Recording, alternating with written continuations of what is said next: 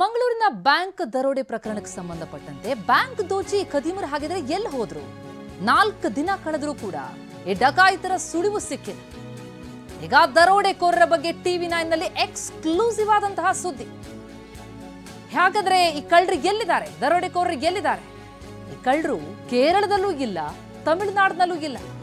ಖಾಕಿ ಕಣ್ತಪ್ಪಿಸಿ ಈ ಖದೀಮರು ಎಸ್ಕೇಪ್ ಆಗಿರೋದು ಉತ್ತರ ಭಾರತಕ್ಕೆ. ರೈಲ್ನಲ್ಲಿ ಉತ್ತರ ಭಾರತಕ್ಕೆ ಕಾಲ್ ಕಿತ್ತಿದ್ದಾರೆ ಈ ಖತರ್ನಾಕ್ ಖದೀಮರು. ಉತ್ತರ ಭಾರತದಲ್ಲಿ ದರೋಡೆಕೋರರ ಚಲನವಲನ ಪತ್ತೆಯಾಗಿದೆ. ಹೀಗಾಗಿ ಡಕಾಯಿತರ ಪತ್ತೆಗೆ ಉತ್ತರ ಭಾರತಕ್ಕೆ ಹೊರಟಿದ್ದಾರೆ ಪೊಲೀಸರು. ಡಕಾಯಿತಿ ಮಾಡಿ ಒಂದು ಕಡೆಯಿಂದ ಇನ್ನೊಂದು ಕಡೆ ಎಸ್ಕೇಪ್ ಆಗ್ತಲೇ ಇದ್ದಂತಹ ಈ ದರೋಡೆಕೋರರ ಚಲನವಲನ ಪತ್ತೆಯಾಗಿದೆ. ಆದರೆ ಹಿಡಿಯೋಕೆ ಹೋಗೋ ಅಷ್ಟರಲ್ಲಿ ಎಸ್ಕೇಪ್ ಆಗ್ತಾ ಇದ್ರು. ಮಂಗಳೂರಿನಲ್ಲಿ ಬ್ಯಾಂಕನ್ನು ದೋಚಿ ಹೋದಂಥವರು 4 ದಿನ ಆದರೂ ಸಿಗ್ತಿಲ್ಲ ಅಂತಂದ್ರೆ ಇವರು ಸುಳಿವಿಲ್ವಾ ಹಾಗಿದ್ರೆ ಅಂತ ನೋಡ್ತಾ ಹೋದ್ರೆ ಈಗ ಸಿಗ್ತಾ ಇದೆ. TV9ಗೆ ಇದ್ರ ಬಗ್ಗೆ ಮಾಹಿತಿ ಲಭ್ಯ ಆಗಿದೆ. ಉತ್ತರ ಭಾರತಕ್ಕೆ ಎಸ್ಕೇಪ್ ಆಗಿದ್ದಾರೆ.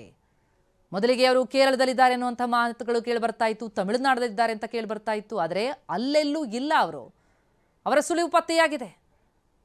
ಖಾಕಿ ಕಣ್ತಪ್ಪಿಸಿ ಉತ್ತರ ಭಾರತಕ್ಕೆ ರೈಲ್ನಲ್ಲಿ ಕಾಲ್ ಕೆತ್ತಿದ್ದಾರೆ ಈ ಖತರ್ನಾಕ್ ದರೋಡೆಕೋರರು. ಉತ್ತರ ಭಾರತದಲ್ಲಿ ಅವರ ಚಲನವಲನ ಪತ್ತೆಯಾಗಿದೆ. ಹೀಗಾಗಿ ಅವರನ್ನ ಪತ್ತೆ ಹಚ್ಚೋದಕ್ಕೆ ಉತ್ತರ ಭಾರತಕ್ಕೆ ಪೊಲೀಸರು ಹೊರಟಿದ್ದಾರೆ.